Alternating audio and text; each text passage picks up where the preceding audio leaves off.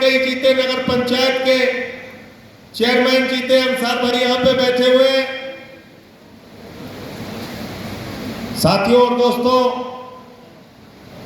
अगर आज हमसे आप कहेंगे आम आदमी पार्टी चुनाव में उतरे और तुरंत चुनाव में जीत जाए और तुरंत सरकार बना ले,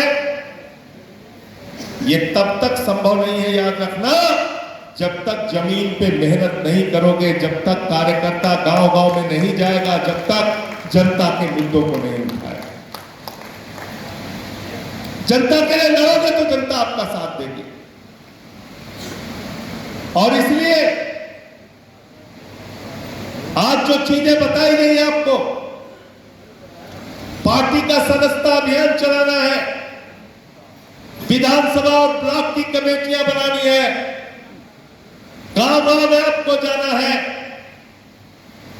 लेकिन अगर जाओगे चुपचाप लोगों की बात सुन के चले आओगे तो कोई तुम्हारे साथ जुड़ने वाला नहीं। अगर जाओगे लोगों की समस्याएं सुन के चले आओगे तो कोई तुम्हारी बात सुनने वाला नहीं।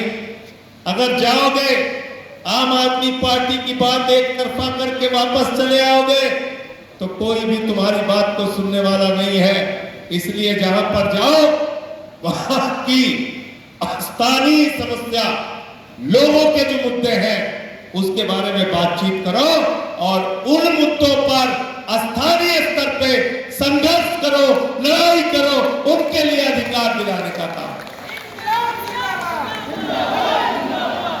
कौन रोकता है आपको? क्या संजय सिंह ने कभी आपको रोका कि आपके अस्पताल की समस्या आपने क्यों उठाई? अपने पानी की समस्या आपने क्यों उठाई? अपने ब्लॉक की समस्या आपने क्यों उठाई? कभी मैंने आपसे पूछा? कभी आपको रोका? नहीं। अगर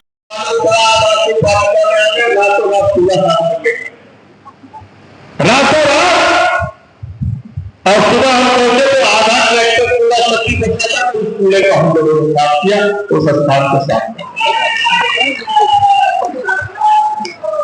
उत्तर प्रदेश में एक के बदले 29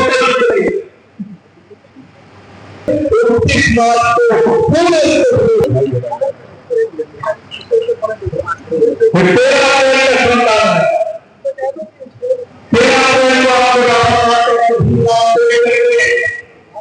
जयंती से एक दिन पहले आपने अपने अपने इलाके में सफाई अभियान चलाने का काम किया। एक वीडियो नहीं, उस श्रमदान के अभियान में संगठन की कार्य योजनाओं का आधार बनता है। एक बार हाथ उठाए, मैं चाहूंगा कि जिसके पास करने की जिम्मेदारी है वो फोटो और वीडियो बना ले। आप सबके आशीर्वाद से मैं घोषणा कर देता है, भारत माता की जय, माता की जय। मैं अविलंब हम सबके बड़े भाई आम आदमी पार्टी के राज्यसभा सांसद, हम सबके मुखिया, हम सबको गाइड करने वाले हमारे नेता और इस देश के पिछड़े दलितों और संतों और आदिवासियों की सबसे बड़ा सांसद माननीय संजय सिंह जी को मैं आवाज देता हूँ कि आदरणीय संजय सिंह जी मंच पे आए और हमको आपको उत्तर प्रदेश के कार्यकर्ताओं को दिशा निर्देशित करें। आदरणीय संजय सिंह जी। संजय भैया जिंदाबाद, संजय भैया जिंदाबाद। हमारा नेता कैसा हो? एक बार हाथ उठाओ, जिंदाबाद। संजय भैया जिंदाबाद, इंकलाब जिंदाबाद। हमारा नेता कैसा हो? हमारा नेता कैसा हो? भारत माता की, भारत माता की।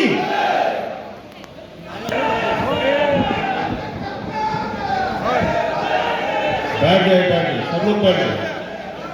एक बार जोरदार नारा सब लोग लगाएंगे पीछे तक, दोनों हाथ आसमान की तरफ उठाते हुए जोरदार नारा हम सब लोग लगाएंगे, भारत माता की, भारत माता की, भारत माता की।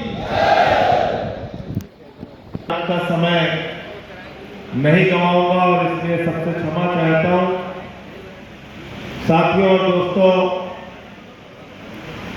आज सब लोग बैठ गए, कोई खड़े होकर नहीं बैठे।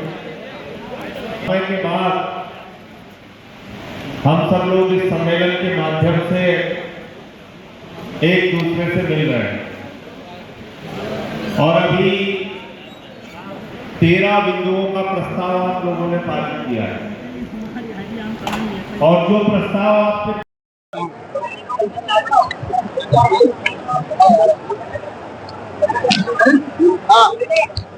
उत्तर प्रदेश की बात आज कार्यकर्ताओं के साथ आप पार्टी कर रही, आगे विधानसभा 2027 का चुनाव है, तमाम आपने तमाम प्रस्ताव अपने कार्यकर्ताओं के सामने पास किया है, किस तरह से रणनीति तैयार की गई?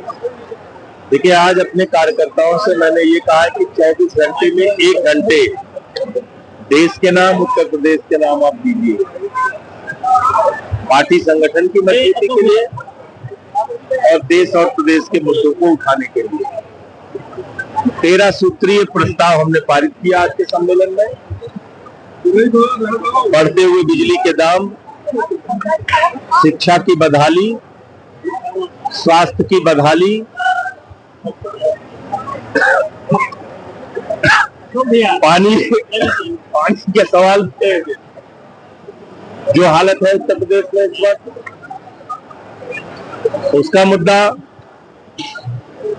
किसानों का मुद्दा जिसमें उनको फसल का दाम नहीं मिलता, ऐसे तमाम मुद्दे, नौजवानों के रोजगार का मुद्दा, महंगाई का मुद्दा, ऐसे तमाम मुद्दे हमने तय किया कि इस पे हम लोग आगे काम करेंगे। अभी 2 महीने में ब्लॉक लेवल पे कमेटियां बनाने का, सदस्यता अभियान चलाने का, स्थानीय मुद्दों पे संघर्ष करने का ये कार्यक्रम हम लोगों ने तय किया है। और पहला लक्ष्य हमने तय किया है जिला पंचायत का चुनाव, जो मार्च या अप्रैल के महीने में अगले साल होगा।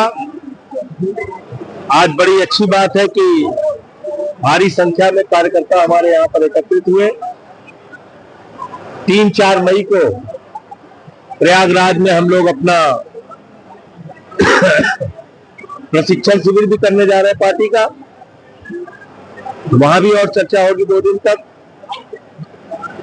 आम आदमी पार्टी उत्तर प्रदेश के मुद्दों को लेके, देश के मुद्दों को लेके पूरी सक्रियता के साथ काम करेगी। पहलगाम के विषय पे भी आज इस सम्मेलन में चर्चा हुई। भारी सुरक्षा चूक का मामला है पहलगाम। सर्वदलीय बैठक में गृह मंत्रालय ने जानकारी दी कि 20 अप्रैल को अचानक वो स्थान खोल दिया गया। वो स्थान तो बंद रहता है। जब हमने वहां के लोगों से बात किया तो मैं हैरान हूं कि सर्वदलीय बैठक में भी गृह मंत्रालय ने झूठ बोला, सरकार ने झूठ बोला। वो स्थान तो हमेशा खुला रहता है। अमरनाथ यात्रा के दौरान शायद बंद रहता है, जबकि वो कह रहे थे अमरनाथ यात्रा के दौरान खुला रहता है। तो ऐसी झूठी जानकारी अपनी कमियों को छुपाने के लिए क्यों दी जा रही? कहां थी हमारी खुफिया एजेंसियां? सेना के जवानों की नियुक्ति क्यों नहीं थी वहां पे? पुलिस के जवान क्यों नहीं थे वहां पे? 27 निहत्थे निर्दोष लोग मार दिए गए जिनका कोई गुनाह नहीं था। और उसके बाद बीजेपी अपना उल्लू सीधा करने में लगी हुई है। एक महिला जिसके पति की मृत्यु हो गई, उसका कार्टून बना रही है। तो मुझे लगता है कि आतंकवादियों का तो मकसद बहुत साफ था, उन दरिंदों का। देश को तोड़ो, देश में 2 धर्मों के बीच में नफरत फैलाओ। हम उन आतंकवादियों की बर्बादी चाहते हैं। उसके लिए सरकार को जिस हद तक जाना पड़े सरकार जाए। हमने ये बात सर्वदलीय बैठक में भी कही और बाकी दलों ने भी ये बात कही। हम प्रतीक्षा कर रहे हैं कि भारत के प्रधानमंत्री क्या कार्रवाई करते हैं उन आतंकवादियों के खिलाफ जिन्होंने हमारे निर्दोष पर्यटकों को मारा है। इस दुख की घड़ी में अच्छी बात यह है कि कश्मीर सहित पूरा देश उनके साथ है। हर धर्म को मानने वाले, हिंदू हो मुसलमान हो, सब पीड़ित है और सब इस मामले में उन परिवारों के साथ हैं जिनकी जान गई है और सब आतंकवादियों के खिलाफ सख्त कार्रवाई की मांग कर रहे हैं। ये मुझे पीछे करना है ऊपर आ